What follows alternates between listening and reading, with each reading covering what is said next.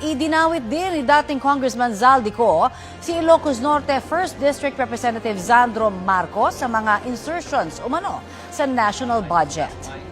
Hindi lang po ang Pangulo ang may insertion sa budget. Pati po si Congressman Sandro Marcos, meron din pong pinapasok taon-taon.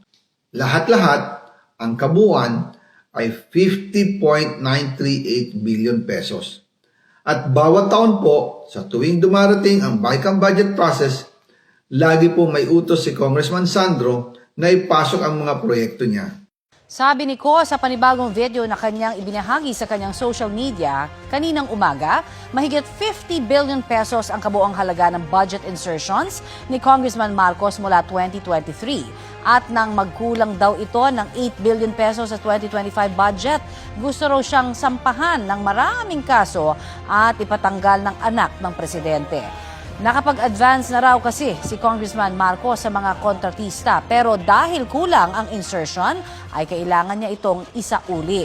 Muli ring iginiit ni Ko na hindi po pwedeng sabihin ni Pangulong Marcos na wala siyang alam sa budget insertions dahil mismo raw siya ang nag-uutos dito.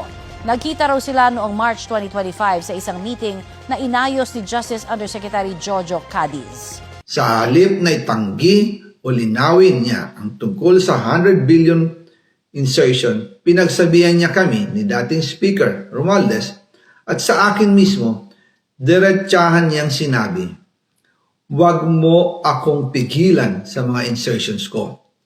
Huwag ka nang makialam sa budget."